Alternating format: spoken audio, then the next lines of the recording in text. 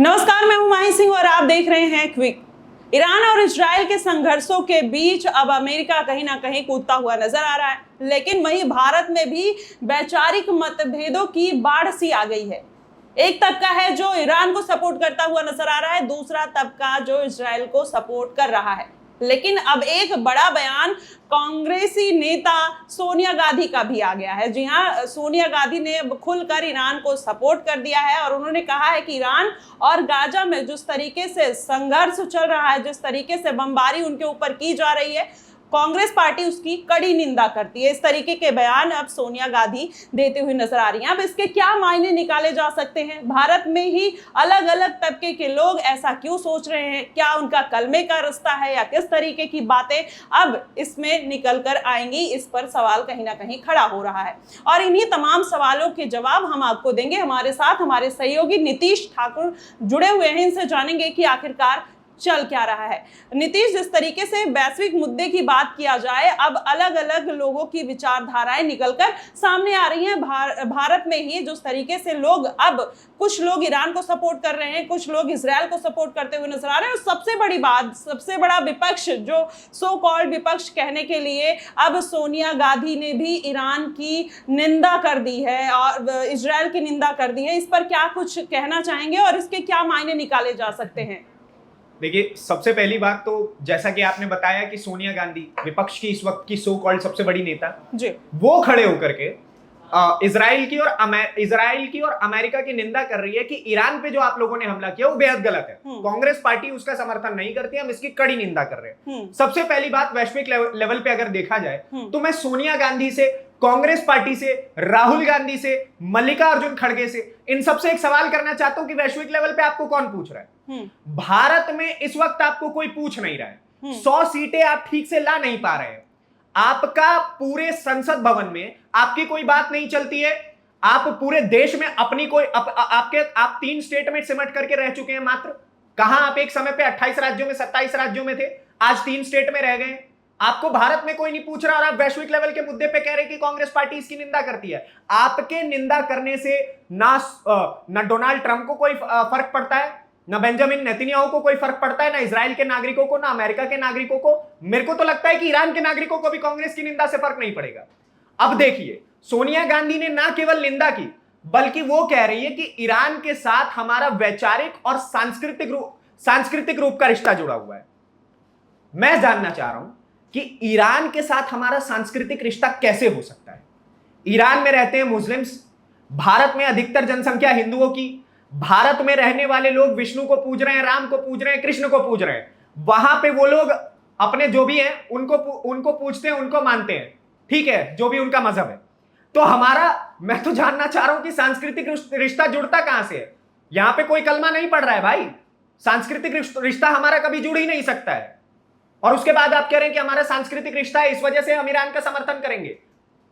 Israel के साथ एक बार को सांस्कृतिक रिश्ता हो सकता है, वैचारिक रिश्ता हो सकता है, क्योंकि जब पाकिस्तान ऑक्यूपाइड कश्मीर की बात आती है तो ईरान आपका समर्थन नहीं करता, इजराइल करता है। जब पाकिस्तान आपके ऊपर हमले करता है, आपके 28 निर्दोष नागरिकों को, निहत्थे नागरिकों को गोली मारता है, तब ईरान आपके सामने आकर के कहता है कि हम इस मामले में कुछ नहीं बोलने वाले, ना हम पाकिस्तान का साथ देंगे, ना हम यहां भारत का साथ देंगे। और पीछे के रास्ते से वो मिसाइल भिजवाता है पाकिस्तान के पास कि जाकर के भारत के ऊपर मारो। दिल्ली तक वो मिसाइल आती है, उस पर कुछ नहीं मुंह खोलेगा इनका। इनके लिए बस ईरान के नागरिक मर रहे हैं, ईरान के छोटे बच्चे मर रहे हैं।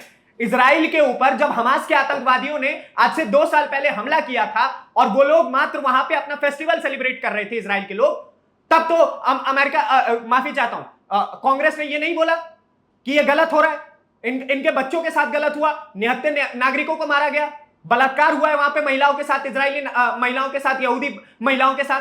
तब कांग्रेस उस चीज की निंदा नहीं करती है। कांग्रेस की निंदा करने का बस एक कारण है कि अपना वोट बैंक साधना। अब आपको मैं बताता हूं वोट बैंक ये कैसे साध रहे हैं। आज से 2 दिन पहले मैं ग्राउंड पे उतरा रिपोर्टिंग के लिए। मैंने एक वीडियो बनाई जिसमें एक लड़का ये कहता हुआ नजर आ रहा है कि हमारे लिए भारत से पहले, मेरे लिए भारत से ज्यादा इंपॉर्टेंट फिलिस्तीन है, मैं भारत से पहले फिलिस्तीन को मानूंगा। भारत माता की जय कहने से इनकार कर दिया। और ये जितने भी लोग हैं, वोटर्स किसके होते हैं? ये वोटर्स होते हैं कांग्रेस पार्टी के। और उसी वोट बैंक को खुश करने के लिए, इसी कलमे को रिश्ते को निभाने के लिए सोनिया गांधी इतना भद्दा बयान दे रही है और इतना बेतुका बयान दे रही है।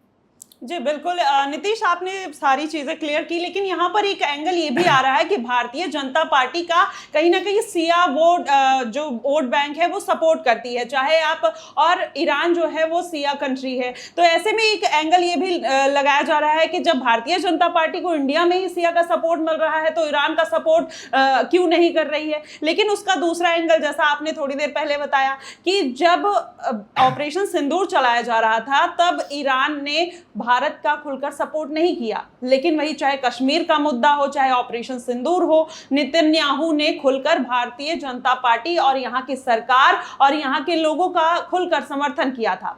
तो ऐसे में इसके क्या मायने निकाले जा सकते हैं, और ये जो सिया और सुन्नी का एक अलग से मैटर निकल कर आ रहा है जिसमें अब कहीं ना कहीं आज की जो गवर्नमेंट है वो फंसती हुई नजर आ रही है और कांग्रेस पार्टी इसके तोहमत और आरोप लगाती हुई नजर आ रही है। इस पर किस तरीके से आप कुछ कहना चाहेंगे? देखिए, मैं आपने जैसे शिया और सुन्नी के बारे में बात कही जी। मैं एक बात क्लियर करना चाहता हूं।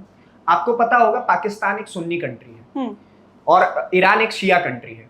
पाकिस्तान कहीं ना कहीं दिल से तो वो चाहता है कि वो ईरान का समर्थन करे, लेकिन अमेरिका के जो वो $1 बिलियन लोन के नीचे दबा हुआ है, इस वजह से वो समर्थन नहीं कर रहा। इसको साइड कर दीजिए। और ऐसे कई और सुन्नी कंट्रीज हैं जो ईरान का समर्थन कर रही हैं, जबकि ईरान जो है वो एक शिया कंट्री है। तो यहां शिया और सुन्नी का तो विवाद ही नहीं है। यहां विवाद है कि आप किस प्रवृत्ति के लोगों का समर्थन कर रहे हैं, आप किस आतंकवादी दिमाग के लोगों का, आतंकवादी प्रवृत्ति के लोगों का आप समर्थन कर रहे हैं। क्योंकि ईरान ने इस वक्त खुलेआम ये कह दिया है कि हम हमास के आतंकवादियों का भी सहयोग लेंगे, हम ऐसे आतंकवादी संगठनों का भी सहयोग लेंगे जो छोटे छोटे बच्चों को मारते हैं, जिन्होंने इजराइल के 200 से अधिक नागरिकों को आज के समय पर भी बंदी बना करके रखा हुआ है। ठीक है, ये सारी चीजें ये डिफाइन करती हैं कि ये लोग सपोर्ट शिया, सुन्नी या फिर किसी मुल्क का नहीं कर रहे हैं। वो लोग सपोर्ट आतंकवाद का कर रहे हैं, सपोर्ट टेररिज्म का कर रहे हैं। आप एक बात बताइए, एक और जहां पूरे विश्व में इस वक्त बात चल रही है कि हम सभी देशों को, जिन देशों के पास, लगभग 9 देशों के पास परमाणु हथियार हैं, उन सभी 9 देशों को अपने अपने परमाणु हथियार ध्वस्त कर देने चाहिए। हम लोग वर्ल्ड पीस की बात कर रहे हैं और वहां पे ईरान जो है वो एक परमाणु हथियार बना करके आतंकवादियों के पास दे देना चाह रहा है और चाह रहा है कि वो इजराइल को जैसे तैसे खत्म कर दे। क्या ये वर्ल्ड पीस के लिए ठीक है? और सोनिया गांधी को या कांग्रेस पार्टी को या फिर इस देश में रहने वाले मुसलमानों को इतनी हमदर्दी ईरान के मुसलमानों के साथ क्यों होनी चाहिए, फिलिस्तीन के मुसलमानों के साथ क्यों होनी चाहिए?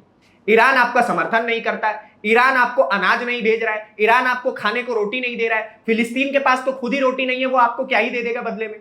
और उसके बाद आप कह रहे हैं कि भाई साहब हमें इनका समर्थन करना चाहिए। कोई अर्थ नहीं बनता है। आपका सहयोग देने वाला कौन सा देश है ये समझना पड़ेगा। दोस्ती, देखिए नेचुरल लाइफ जो जैसे ही जिंदगी हम आम लोग जीते हैं उसमें भी दोस्ती के बड़े मायने होते हैं। कई वक्त ऐसे हैं जब आपका परिवार भी साथ छोड़ देता है, उस समय आपका दोस्त खड़ा रहता है। इजराइल हमारे उन्हीं दोस्तों में से है। जब पूरा विश्व हमारा साथ छोड़ देता है तब भी इजराइल कहता है यूनाइटेड नेशंस में जाके that in any matter we support India. Israel के लोग ये कहते हैं, इजराइल के डेलीगेट्स ये कहते हैं। और उस समय आज जब इजराइल की आपको आवश्यकता है, इजराइल को आपकी आवश्यकता है, उस समय आपको दोस्ती का हाथ बढ़ाना चाहिए। आप नहीं किसी का साथ देना चाहते हैं तो आप बीच में ये बोलिए कि ये मैटर जल्द से जल्द खत्म हो, किसी की जान न जाए।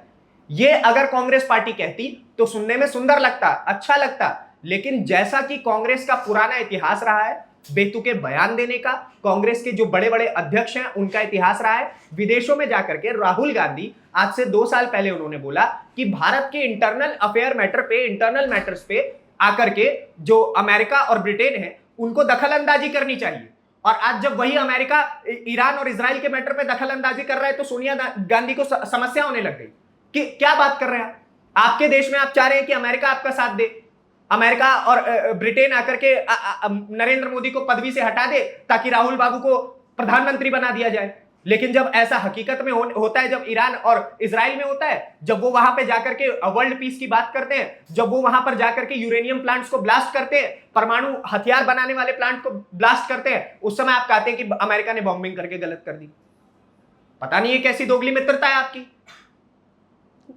जी बिल्कुल नीतीश, यहाँ पर अगर देखा जाए तो अब जैसे आपने पूरी स्थिति बताई, लेकिन अब ये सवाल उठ रहा है कि भारत का जो ये युद्ध चल रहा है और विपक्षी जो नेता हैं सोनिया गांधी, उनका भी यही इनडायरेक्टली कहने का मतलब है कि ईरान का साथ हमें देना चाहिए, हम इजराइल के साथ खड़े हैं, वो गलत कर रहे हैं। वहीं अब देखा जाए तो एक एंगल ये भी निकल कर आ रहा है कि स्ट्रेट ऑफ हॉर्मुज को बंद करने की बात ईरान के द्वारा की जा रही है। अब इसका कितना इम्पैक्ट भारत पर पड़ेगा? अभी हरदीप सिंह पुरी आए और उन्होंने एक इंटरव्यू दिया जिसमें उन्होंने क्लियर कर दिया कि भारत अब किसी भी तरीके से अभी जो भी पेट्रोलियम के लिए जो भी स्ट्रगल है वो नहीं करेगा, क्योंकि हमारे पास एक्स्ट्रा फ्यूल्स हैं।